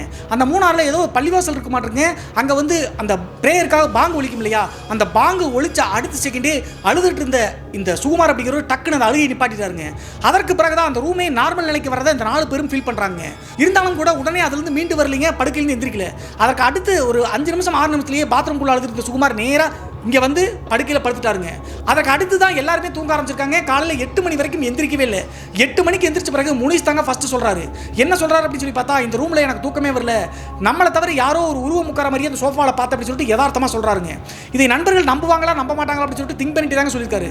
ஆனால் சொன்ன அடுத்த செகண்டே சுகுமாரை தவிர மற்ற எல்லா நண்பர்களுமேங்க ஷாக்கோட முனிஸை பார்க்குறாங்க. நீ மட்டும் இல்லை முனிஸ், நாங்களும் தான் பார்த்தோம், அந்த உருவம் கால் ஆட்டிட்டு சுகுமார் காலடி பக்கத்துலேயே அது உட்காந்துருந்துச்சு அப்படின்னு சொல்லிட்டு சொல்கிறாங்க. இது எல்லாமே இப்படி பேசிட்டு இருக்கும்போது சுகுமார் வந்து ஆழ்ந்த தூக்கத்தில் கொரட்டை விடுற மாதிரி கொரட்டை விட்டு இருக்காருங்க. ஆனால் அதற்கு பிறகு 2 மணிக்கு பாத்ரூம்குள்ளே போன சுகுமார் 3 மணி வரைக்கும் அந்த பாங்கு ஒழிக்கிற வரைக்கும் அழுதுகிட்டே இருந்தா. நீங்கள் கேட்டிங்களா அப்படின்னு சொல்லி கேட்குறாங்க. எங்களுக்கும் கேட்டுச்சு, பயம் இருந்த காரணத்தால தான் போர்வை இழுத்து போத்திட்டு எந்திரிக்காமையே படுத்திருந்தோம், அசையாமல் படுத்திருந்தோம் அப்படின்னு சொல்லிட்டு முனிஸ் என்ன நினச்சிட்டு பயந்து படுத்திருந்தாரோ அதே மாதிரி தான் நண்பர்களும் நினச்சிட்டு படுத்திருக்காங்க. இது எல்லாத்தையும் புரிஞ்சுக்கிட்டாங்க. அதற்கு பிறகு தான் இவங்க 4 பேரும் ஒரு முக்கியமான டிசிஷன் எடுக்கிறாங்க. இன்னைக்கு நைட்டோட முடிச்சு, அடுத்த நாள் வந்து திங்கக்கிழமை வந்துருச்சு, எப்படி நம்ம கிளம்பி தான் போகிறோம், இதை பற்றி நம்ம பேச வேணாம், சுகுமாருக்கு தெரிஞ்ச அப்படின்னா இன்னும் அப்செட் ஆயிடுவோம் அப்படின்னு சொல்லிட்டு சொல்கிறாங்க. ஆனால் எல்லாத்துக்கும் காரணம் சுகுமார் தான் அப்படின்னு சொல்லிட்டு வீடியோவை முழுசாக பாருங்க, உங்களுக்கு ஃபுல்லாகவே புரியும். அதுக்கடுத்து 8 மணிக்கு எந்திரிச்சவங்க 10 மணிக்குள்ளே எல்லாம் குளிச்சு ரெஃப்ரெஷ் ஆகிட்டு ட்ரெஸ் எல்லாம் எடுத்து வேனில் போட்டு செக் அவுட் பண்ணிட்டாங்க. இனி கிட்டத்தட்ட 2 மணி வரைக்கும் சுற்றி பார்த்துட்டு நேராக உடுமலைப்பேட்டைக்கு போகிறவங்க தான் அந்த பிளானில் தான் இருந்தாங்க. அதே மாதிரி செக் அவுட் பண்ணிவிட்டு 2 மணி வரைக்கும் வந்து பார்த்தீங்கன்னா மூணாரில் எல்லா பக்கமும் சுற்றி பார்க்குறாங்க. ஆனால் இதில் ஒரு முக்கியமான விஷயம் என்ன அப்படின்னு சொல்லி பார்த்தா, இந்த சுகுமார் அப்படிங்கிறது இருக்கார் இல்லையா, எந்த இடத்துக்கும் சுற்றி பார்க்க வேனை விட்டு கீழே இறங்கவே இல்லைங்க. இவங்கெல்லாம் வாடா போடா அப்படின்னு சொன்னாலும் முறைச்சு பார்த்துட்டு கம்மனை படுத்துக்கிறாருங்க. அது மட்டும் இல்லாமல் சனிக்கிழமை இரவு அடித்த அந்த ட்ரிங்க்ஸினுடைய எஃபெக்ட் அப்படின்னு சொல்லிட்டு இவங்க நினச்சிட்டாங்க. அப்போதுலேருந்து இப்போது வரைக்கும் அவருடைய கண்கள் வந்து ரத்தம் கத்துற மாதிரி செவந்து போய் தான் கிடக்குது. இதுக்கும் அமானுஷ்யத்துக்கும் இதுக்கும் சுகுமாருக்கும் சம்மந்தம் இல்லை அப்படின்னு நினச்சிட்டு இருக்காங்க. போதையினால தான் இப்படி ஆகிருக்க மாட்டேங்க அப்படின்னு சொல்லிட்டு நினச்சா அசால்ட்டாக விட்டாங்க. 2 மணி வரைக்கும் சுற்றுலா மாதிரி சுற்றி பார்த்துட்டு வேனில் ஏறி உடுமலைப்பேட்டைக்கு போகலாம்னு சொல்லிட்டு கிளம்புறாங்க. கிளம்புறப்பவும் கூட சுகுமார் எந்த வித ரியாக்ஷன் பண்ணலீங்க. நார்மலாகவே நான் சொன்னேன் இல்லையா, எதுவுமே பேச மாட்டார். ஸோ அப்படி தான் இருப்பானாட்டுருக்கு. அது மட்டும் இல்லாமல் போதை அதிகமான காரணத்தினால அவன் டிஸ்டர்ப் ஆகிட்டான், சரியாயிரு அப்படின்னு சொல்லிட்டு நினச்சிட்டு உடுமலைப்பேட்டையை நோக்கி வேன் வந்துட்டு இருக்குங்க. ஃபஸ்ட்டு வந்து மூணாருக்கு மேலே ஏறி வரும்போது ஒரு இடத்துல ரெஸ்ட் ரூம் போகக்கூடிய இடத்துல பாறையில் ஒரு உருவம் பார்த்தாங்களே, அந்த இடத்துக்கு பக்கத்தில் கீழே இறங்கி அந்த வேன் வந்துட்டு இருக்குங்க. கரெக்டாக அந்த பகுதிக்கு வந்த உடனே பின்னாடி சைலண்டாக வந்து சுகுமார் அப்படிங்கிற ஒரு டக்குன்னு ஒரு குரல் எழுப்புறாருங்க. வண்டியை நிறுத்துறா அப்படின்னு சொல்லிட்டு ஒரு சத்தம் போடுறாருங்க. அந்த குரலை கேட்ட உடனே ஷாக் ஆகிட்டாருங்க அந்த டிரைவராக இருக்கக்கூடிய நபர். அது சுகுமாரனுடைய குரல் மாதிரியே இல்லைங்க. அவர் ஆம்பளை பையனாக இருந்தாலும் கூட நார்மல் குரலில் தான் பேசுவார். ஆனால் இப்போது அவர் பேசின குரல் அப்படியே கட்டை குரல் மாதிரி, நல்ல ஒரு தடிமனான ஒரு குரல் எப்படி இருக்கும் அந்த மாதிரி பேசுகிறாருங்க.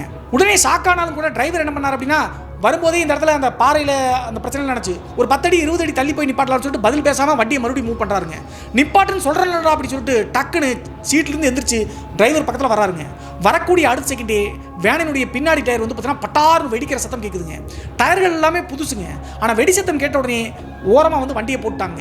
சுகுமாரை தவிர மற்ற எல்லாத்துக்கும் புரிஞ்சிருச்சுங்க பஞ்சர் ஆயிடுச்சாட்டு அப்படின்னு சொல்லிட்டு. ஆனால் அதையெல்லாம் பெருசாக எடுத்துக்காம வண்டியை வந்து அப்படி ஓரமாக நிப்பாட்டின அடுத்த செகண்டே வேக வேகமாக வண்டியை விட்டு கீழே இறங்கி முன்னாடி ஒரு டைம் பார்த்தார் இல்லையா அந்த பள்ளமாக இருக்கக்கூடிய பகுதியில், அதே இடத்துக்கு போயிட்டு அங்கே ஒரு திட்டுமா இருக்குங்க. அங்கே நின்றுட்டு அந்த பாறை இருக்கக்கூடிய பகுதியை உத்து பார்க்குறாருங்க, பிரம்ம பிடிச்ச மாதிரி. இந்த நிகழ்வுகளை டிரைவர் உட்பட எல்லாரும் பார்த்தாலும் கூட வண்டியினுடைய டயர் வேற போச்சு, ஸ்டெப்னி வச்சிருக்காங்க, ஸ்டெப்னியை மாற்றலாம், இவன் இப்படித்தானே பண்ணுறான், மாற்றிட்டு அவனை கூட்டு போயிடலாம் அப்படின்னு சொல்லிட்டு அவங்கள சுகுமாரை எதுவும் பெருசாக எடுத்துக்கலீங்க. இவங்க 4 பேரும் சேர்ந்து ஸ்டெப்னியை மாற்ற ட்ரை பண்ணிட்டு இருக்காங்க. இப்போது வேன் டிரைவராக வரக்கூடிய அந்த நபர் வந்து பார்த்தீங்கன்னா அந்த வேனினுடைய உரிமையாளர், ஓனர் பையன், அவரும் ஓரளவுக்கு வசதி தான். அவர் டிரைவர்னு சொன்னதுக்கான காரணம் கொஞ்சம் கதை புரியணும் அப்படிங்கிறதுனால தான். இதுக்கு முன்னாடி அந்த வேனை வந்து பார்த்தீங்கன்னா சுற்றுலாவுக்கு எடுத்துட்டு போனாங்கன்னா டிரைவர் தான் வருவாங்க, ஸ்டெப்னி எல்லாம் ஈஸியாக மாற்றுவாங்க. ஆனால் இவங்க எல்லாத்துக்குமே கொஞ்சம் அது கடினமாக இருந்திருக்குங்க வேற டயரை மாற்றுறதுக்கு. அதே டைமில் இவங்களுக்கு மறுபடியும் ஒரு நல்ல நேரங்க, கீழே இருந்து மேலே போகிற மாதிரி லோக்கல் இருக்கக்கூடிய ஒரு 4-5 பேர் ஜீப் டிரைவருங்க. மூணாரில் பெரும்பாலும் அங்கே இருக்கக்கூடிய லோக்கல் கைஸ் எல்லாமே ஜீப் தான் பயன்படுத்துவாங்க. 4 பேருக்கு மேலே வந்து பார்த்தீங்கன்னா வண்டி ஓரமாக இருக்குது, ஏதோ பசங்க கஷ்டப்படுவாங்க அப்படின்னு சொல்லிட்டு வண்டியை ஓரம் கட்டி நிப்பாட்டு என்னாச்சுப்பா பஞ்சர் ஆயிடுச்சு அப்படின்னு சொல்லி கேட்குறாங்க. ஆமாங்கண்ணா ஸ்டெப்னியை மாற்றுறது கஷ்டமாக இருக்குன்னு சொன்னோன்னே அவங்களை தள்ளி நிற்க சொல்லிட்டு ஸ்டெப்னியை அந்த லோக்கல் பர்சன்ஸ் மாற்றிட்டு இருக்காங்க. மாற்றிட்டு இருக்கும்போது அந்த 4 பேரும் டிஸ்கஸ் பண்ணிக்கிறாங்க. என்ன சொல்லிக்கிறாங்க அப்படின்னு சொல்லி பார்த்தா, நம்மளும் எத்தனையோ டைம் பார்த்துட்டோம், இந்த இடத்துலயே தான் வண்டி பஞ்சர் ஆகுது, ஃபாரஸ்ட் ஆஃபீஸர்ஸ் மற்றும் நம்ம எல்லாரும் சேர்ந்து இதுக்கு ஏதாவது ஒரு முடிவு கட்டணும், இப்படியே போச்சு அப்படின்னா உயிர்கள் அதிகமாக போயிடும் அப்படின்னு சொல்லிட்டு அந்த 4 பேரும் உள்ளூர்காரங்க பேசிக்கிறாங்க, கலந்து ஆலோசிச்சு.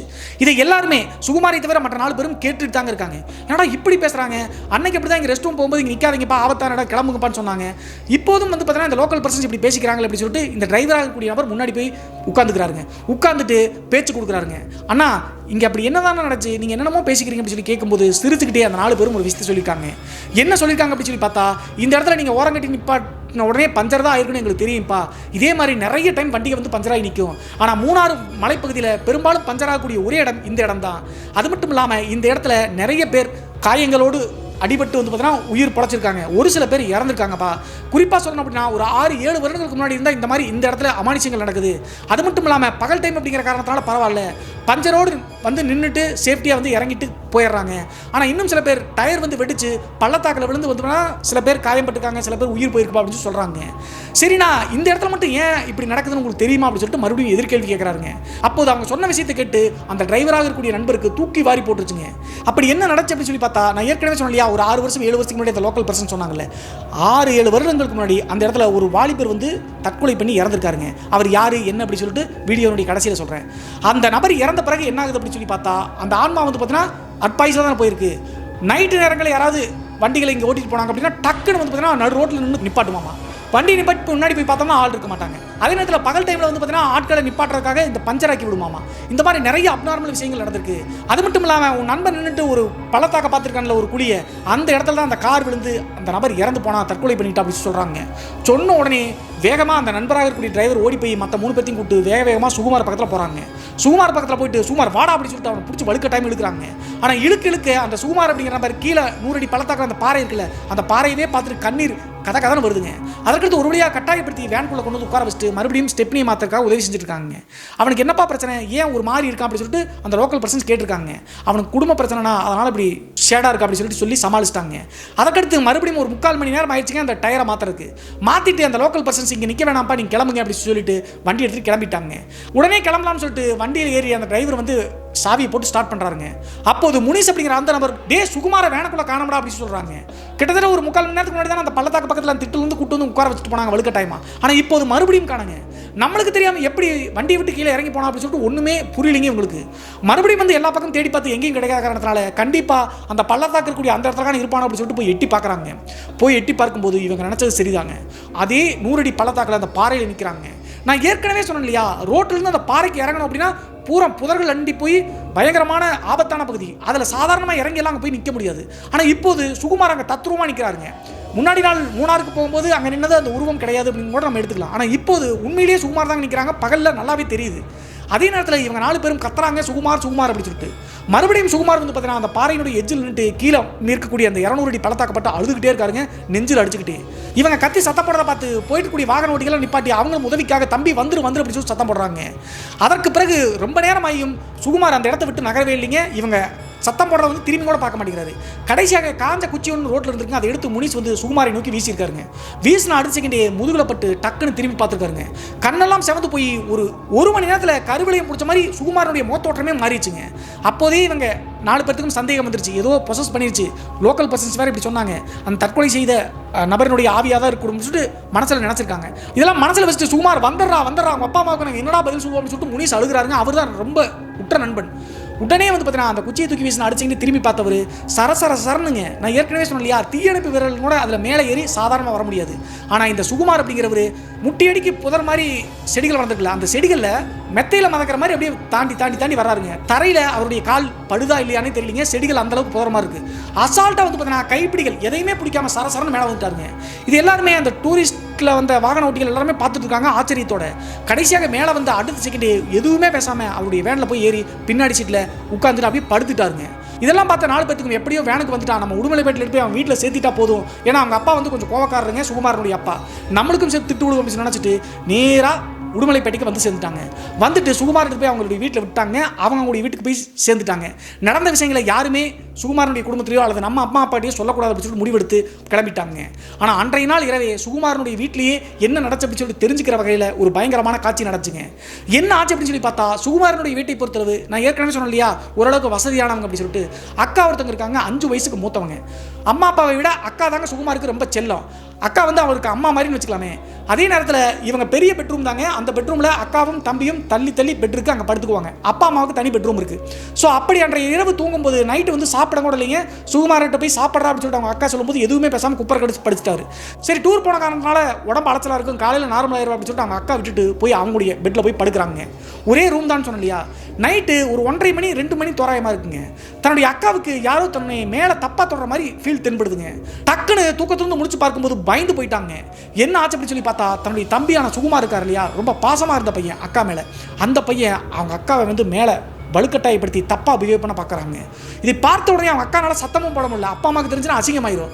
அதே நேரத்தில் தம்பி ஏதாவது தப்புன்னா அக்காட்ட தான் சொல்லுவாங்க, அவங்க தான் சுகுமார்கிட்ட சொல்லி திருத்துவாங்க. இப்படி நம்ம தம்பியே தன்னிட்ட தப்பாக பிஹேவ் பண்ணுறான்னு அப்படின்னு சொல்லிட்டு எப்படியோ கஷ்டப்பட்டு தள்ளிவிட்டு வேக வேகமாக வந்து பார்த்தீங்கன்னா ஹாலுக்கு வந்துட்டாங்க. ஹாலில் வந்து லைட்டெல்லாம் போட்டுக்கிட்டு சோஃபாவில் உட்காந்துட்டாங்க. அழுகையும் வருது, பயமும் வருது. இவன் ஏன் இப்படி பண்ணா, தன்னுடைய சொந்த தம்பி இப்படிலாம் சின்ன வயசுலேருந்து பண்ணதே இல்லையே, எதற்காக இப்படி பண்ணா அப்படின்னு சொல்லிட்டு திங்க் பண்ணிட்டு அழுக ஆரம்பிச்சிட்டாங்க. அவங்களுடைய அம்மா அப்பாவை போய் எழுப்ப மனசே வரல. தன்னுடைய தம்பி இப்படி பண்ணா அப்படின்னு சொல்லிட்டு எப்படி வாய் விட்டு சொல்ல முடியும். ஹாலில் போய் அவங்களுடைய அக்கா உட்கார்ந்த ஒரு 5 நிமிஷம் 10 நிமிஷத்தில் அவருடைய கட்டலில் போய் சுகுமார் வந்து எதுவும் தெரியாத மாதிரி படுத்துட்டாருங்க. விடிய அந்த ஹால்லேயே சோஃபாலேயே படுத்துருக்காங்க. காலையில் அவங்க அம்மா அப்பா எந்திரிக்கிறதுக்கு முன்னாடி தெரியாத மாதிரி அவங்களுடைய ரூமில் வந்து படுத்த மாதிரி நடிச்சிட்டாங்க. இவங்களுக்குள்ள 1000 குழப்பங்கள்ங்க. தன்னுடைய தம்பி தப்பானவன் ஆயிட்டானா, அக்காக்கிட்டே இப்படி தப்பாக முயற்சி பண்ணுறான்னு அப்படின்னு சொல்லிட்டு திங்க் பண்ண ஆரம்பிச்சிட்டாங்க. அந்த டைமில் பகல் முழுவதும் இருக்கட்டும், ஏன்னா அப்பா அம்மா இருப்பாங்க. நைட்டு வந்து பார்த்தீங்கன்னா எப்படி இவங்க தூங்கின பின்னாடி எதற்காக இப்படி பண்ணுன்னு சொல்லிட்டு நம்ம நேரடியாக கேட்டலாம், அப்போ தான் இதுக்கு தீர்வு கிடைக்க அப்படின்னு சொல்லிட்டு மனசை தைரியப்படுத்திட்டாங்க. அன்றைய பகல் முழுவதும் முடிஞ்சு நைட்டு ஒரு 10 மணி 10:30 மணிக்கெல்லாம் அவங்க வீட்டில் தூங்கிடுவாங்க. சாப்பிட்டு முடிச்சுட்டு எல்லாரும் தூங்கலான்னு சொல்லி பார்க்கும்போது 8 மணிக்கே அவராக கிச்சனில் போய் சாப்பாடை போட்டு போய் தூங்கிட்டாரு சுகுமார் அப்படிங்கிறவர். 10 மணி 10:15 மணி தோராயமாக அவங்க அம்மா அப்பா சாப்பிட்டு முடிச்சு ஹாலில் வந்து டிவி பார்த்து பெட்ரூம்குள்ளே போயிட்டாங்க. நீ போய் தூங்குமா அப்படின்னு சொல்லிட்டு. இன்னொரு 10 நிமிஷம் கழிச்சு நான் போகிறேன்ப்பா, நீங்கள் போய் தூங்கன்னு சொன்ன காரணத்தால் அவங்களும் பெட்ரூமில் போய் தாப்பால் போட்டாங்க. ஹால்லேயே உட்காந்துட்டு அவங்க அம்மா அப்பா போன பிறகு 11 மணி தோராயமாகங்க போய் அவங்க தம்பி எழுப்பி என்னன்னு கேட்கலான்னு சொல்லிட்டு அந்த பெட்ரூம்குள்ளே நுழைகிறாங்க. நுழைஞ்சு பார்க்கும்போது பேர் அதிர்ச்சிங்க அவங்களுடைய அக்காவுக்கு. என்ன ஆச்சு அப்படின்னு சொல்லி பார்த்தா, அந்த சுகுமார் உட்காந்துருக்கூடிய அந்த கட்டலில் எந்திரிச்சு காலை கீழே தொங்க போட்டு கீழே வந்து இப்படி குடிஞ்சுக்கிட்டு தேம்பி அழுதுட்டு இருக்காருங்க. இப்படி அழுகிறத பார்த்த உடனே அவங்க அக்கா ஃபஸ்ட்டு என்ன நினச்சிட்டாங்க அப்படின்னு சொல்லி பார்த்தா, நேற்று நம்ம தப்பாக பிஹேவ் பண்ணிட்டா அக்காட்ட, அதனால் நினச்சி அழுவானு அப்படின்னு சொல்லிட்டு மறுபடியும் 2 தம்பி பக்கத்தில் ஆறுதல் சொல்லலான்னு போகிறாங்க. ஆனால் அடுத்த செகண்டே அங்கே ஒரு காட்சியை பார்க்குறாங்க. தம்பி உட்காந்துருக்கூடிய பக்கத்துலேயே லைட் லேம்ப் ஒன்று வச்சுருக்காங்க, டேபிள் லைட் லேம்ப். அந்த லைட் லேம்ப் மட்டும் தான் அந்த வெளிச்சம் இருக்குது, மற்றதெல்லாம் மெயின் லைட்டில் ஆஃப் பண்ணிட்டாங்க. அந்த லைட் லேம்ப் வெளிச்சம் வந்து பார்த்தீங்கன்னா சுகுமார் மேலே பட்டு ஆப்போசிட்டில் செவு இருக்குது. அந்த நிழல் நல்லாவே தெரியுங்க. அந்த நிழலை யதார்த்தமாக பார்க்கும்போது அரண்டடிச்சு போயிட்டாங்க.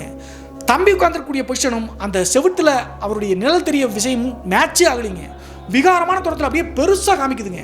அது மட்டும் இல்லாமல் இவர் வந்து பார்த்தீங்கன்னா டவுசர் மற்றும் சட்டை மாதிரி உள் சட்டை மாதிரி பனியன் மாதிரி போட்டு தான் உட்காந்துருக்காரு. ஆனால் அந்த நிழல் மாறக்கூடிய தோட்டத்தில் வெறும் உடம்போடு இருக்கிற மாதிரி தாங்க தெரியுது. இந்த காட்சியை பார்த்த உடனே பயந்து அரண்டு போன அவங்களுடைய அக்கா வேகமாக ஹாலுக்கு ஓடி வந்து அந்த பெட்ரூம் கதவு இருக்கு இல்லையா, வெளி சைடு வந்து லாக் பண்ணிட்டாங்க. ஹால்லேயே வந்து பார்த்தீங்கன்னா மறுபடியும் தூங்கிக்கலாம், இது அம்மா அப்பாட்ட சொன்னால் கஷ்டப்படுவாங்க, அடுத்த நாள் காலையில் இதற்கு ஏதாவது ஒரு தீர்வு கட்டலாம்னு சொல்லிட்டு முடிவெடுத்து வெயிட் பண்ணி காத்திருக்காங்க. விடிய தூங்கவே இல்லைங்க சுகுமாரனுடைய அக்கா.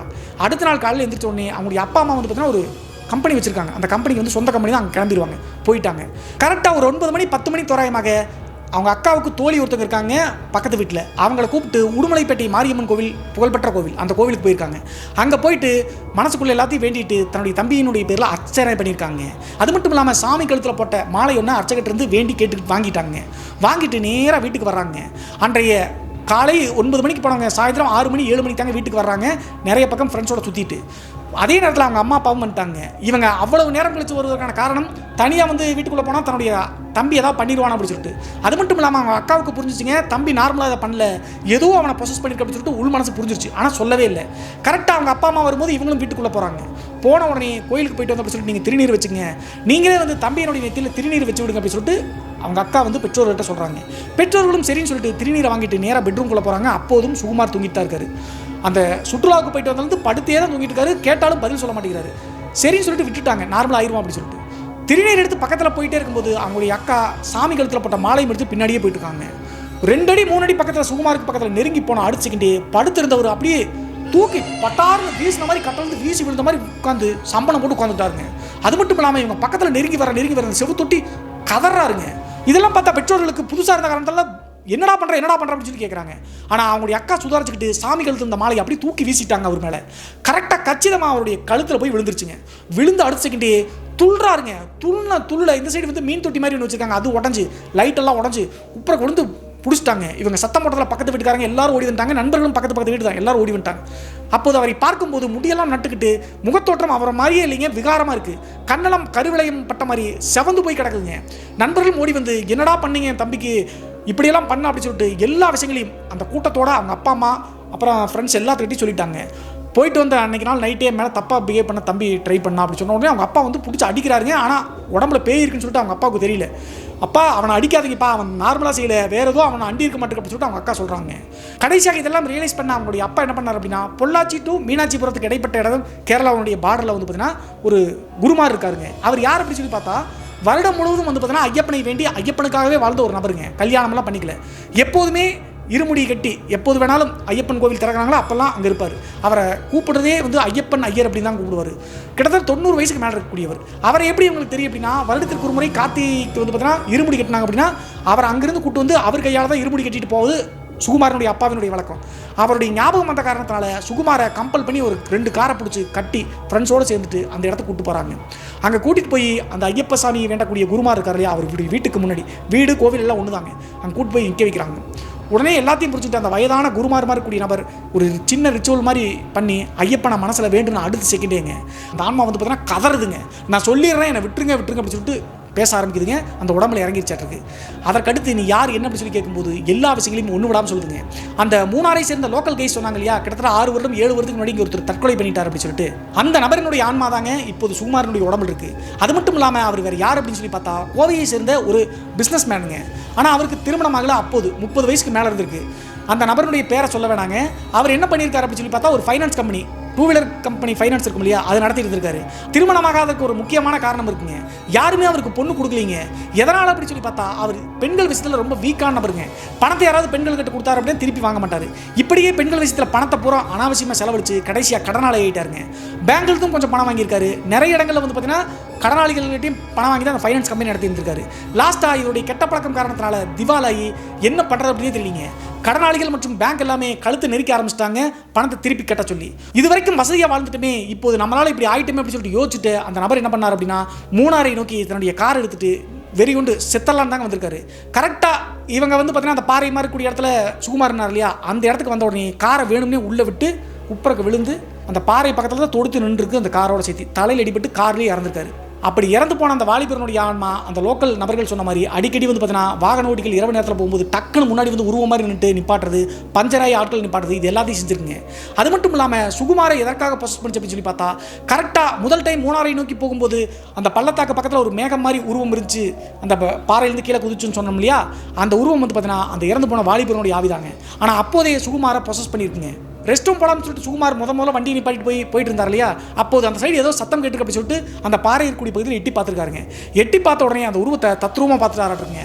அந்த நபர் வந்து இறந்து போன அந்த நேரமும் 7 வருடத்துக்கு முன்னாடி இறந்து போன அந்த நேரமும் இப்போது சுகுமார் ரெஸ்ட் ரூம் போகிறேன்னு சொல்லிட்டு அந்த இடத்துல போய் எட்டி பார்த்த நேரமும் ஒரே டைம்ங்க.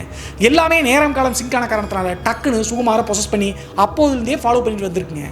சுகுமாரை வந்து பார்த்தீங்கன்னா அந்த தற்கொலை செய்த ஆன்மா ப்ரொசஸ் பண்ண காரணத்தினால தான் ஹோட்டல் ரூமில் புக் பண்ணும்போது பக்கத்தரையில் இருக்கக்கூடிய அந்த காதலன் காதலியோடு வந்திருக்கும்போது பொண்ணுகிட்ட தப்பாக நடந்தது, அவங்களுடைய அக்கா கிட்ட தப்பாக நடந்தது, எல்லாமே நடந்திருக்கு அப்படின்னு சொல்லிட்டு புரிஞ்சுக்கிட்டாங்க. கடைசியாக ஐயப்பனுடைய அருள் பெற்ற அந்த குருநாதனுடைய உதவியோடு சுகுமாரை அந்த ஆன்மாவினுடைய பிடியிலிருந்து மீட்டெடுத்து திருப்பி கொடுத்துருக்காங்க. சுகுமார் திரும்பி வீட்டுக்கு வரக்கூடிய அந்த கார்லேயே அவங்க அக்கா வந்து பார்த்தீங்கன்னா தன்கிட்ட தப்பாக நடந்தது, ஹோட்டல் நடந்தது எல்லாத்தையும் ஒன்று விடாமல் சொல்லியிருக்காங்க. மூணாறு கிளம்பி போகிற வரைக்கும் தான் அவர் நார்மலாக இருந்திருக்காரு. அதுக்கடுத்து கடைசியாக இப்போது ரிச்சுவல் பண்ணி விளக்குற வரைக்கும் என்ன நடந்துச்சுன்னே அவருக்கு தெரியல. எல்லாத்தையும் கேட்டு பயங்கரமாக கதறி அழுதுருக்காருங்க இந்த சுகுமார் அப்படிங்கிறவர். அவர் எதற்காக அழுதார் அப்படின்னு சொல்லி பார்த்தா, சுகுமார் அப்படிங்கிறவர் தண்ணி அடித்தாலும் கூட நல்ல பையனுங்க, தப்பான விஷயங்கள் இந்த பெண்கள் விஷயத்தில் இப்படிலாம் பண்ணக்கூடிய நபரே கிடையாதுங்க, நல்ல பையன் அப்படின்னே சொல்லலாம். அப்படிப்பட்ட நபர்கிட்ட அவங்க அக்கா வந்து பார்த்தீங்கன்னா எங்கிட்டே நீ வந்து அந்த ஆன்மா பசு பண்ண காரணத்தால் தப்பாக நடக்க பார்த்த அப்படின்னு சொன்னேன். உடனே நேராக வந்து பார்த்தீங்கன்னா அதெல்லாம் கேட்டு வீட்டுக்கு வந்தவர்தாங்க. அன்றைய நாள்லேருந்து 2 நாள் தாங்க இதெல்லாம் யோசிச்சு பார்த்து அவருக்கு என்ன நடந்தாலும் தப்பு இல்லை, ஆனால் அக்காட்ட தப்பாக நடந்துட்டேன்னு சொல்லிட்டு சொன்னது அவரால் மனசில் ஏற்றுக்கொள்ளவே முடியல. அதனால் 2 நாள் கழிச்சு அவங்க அக்கா வந்து பார்த்தீங்கன்னா எங்கேயும் ஃப்ரெண்ட்ஸை பார்க்க வெளியே போயிட்டாங்க. அவங்க அப்பா அம்மா கம்பெனிக்கு போயிட்டாங்க. மதிய டைம்லிங்க அவருடைய பெட்ரூமில் வந்து பார்த்தீங்கன்னா மின்விசிறியில் தூக்கு போட்டு இறந்துட்டாருங்க. இறக்கும்போது ஒரு கடிதம் முன்னெழுதி வச்சுருக்காருங்க. நான் என்னதான் அந்த ஆன்மா என்னை பஸ் பண்ணியிருந்தாலும் கூட என் அக்கா மேலே கை வச்சேன்னு சொல்லிட்டு சொல்லும்போது எனக்கு உடம்பெல்லாம் கூசுது, இந்த உடம்பும் எனக்கு வேணாம், இந்த உயிரும் எனக்கு வேணாம், என் அக்கா எனக்கு அம்மா மாதிரி அப்படின்னு சொல்லிட்டு எழுதி வச்சுட்டு உயிரை விட்டுட்டாருங்க. இந்த சம்பவம் 2005ஆம் காலகட்டத்தில் நடந்தது பிரதர். ஆன்மாக்கள் பேய்கள்லாம் இல்லை அப்படின்னு சொல்லிட்டு நிறைய பேர் சொல்கிறாங்க. ஆனால் அதில் அனுபவப்பட்டு உயிரிழப்புகள் ஏற்படும் போது தான் அந்த துக்கம் என்ன அப்படின்னு சொல்லிட்டு நம்மளுக்கு புரியும். நானும் அப்படி தான் நினச்சிட்டு இருந்தேன். ஏதோ அமானுஷமாக ஆன்மாக்குன்னு சொல்கிறாங்க, அதெல்லாம் ஒன்றும் இல்லை நினச்சிட்டு இருந்தேன். ஆனால் கண்ணெதிர்க்க என்னுடைய நண்பனுக்கு நடந்த அந்த கொடூரம் அவன் இறந்து போனதே நினச்சி அதற்கு பிறகு தான் இந்த ஆன்மாக்களும் இருக்குது அப்படின்னு சொல்லிட்டு நான் நம்பவே ஆரம்பித்தேன். இந்த சம்பவத்தை மறக்காமல் அப்லோட் பண்ணுங்க அப்படின்னு சொல்லிட்டு இந்த முனிஷ் அப்படிங்கிறவர் நம்மளுக்கு சென்ட் பண்ணாருங்க. இந்த சம்பவத்தை பற்றிய உங்களுடைய கருத்து என்ன அப்படின்னு சொல்லிட்டு மறக்காமல் கமெண்ட் பாக்ஸில் கமெண்ட் பண்ணுங்கள். இதுபோன்று உங்களுடைய வாழ்க்கையிலும் ஏதாவது திகில் சம்பவம் நடந்துருச்சுன்னா இந்த மின்னஞ்சல் மூலியமாக அதை ஷேர் பண்ணலாங்க. ஒருவேளை மின்னஞ்சலில் டைப் பண்ணுறது கஷ்டமாக இருந்துச்சு அப்படின்னா நம்ம சேனலோட இன்ஸ்டாகிராம் லிங்க்கை கீழே டிஸ்கிரிப்ஷனில் கொடுத்துருக்கேங்க. அதில் போய் ஃபாலோ பண்ணிவிட்டு வாய்ஸ் நோட்டாக கூட ஷேர் பண்ணலாங்க. மீண்டும் ஒரு த்ரில்லிங்கான அமானுஷ எபிசோடுடன் உங்களை சந்திக்கும் வரை நான் உங்கள் சிவா.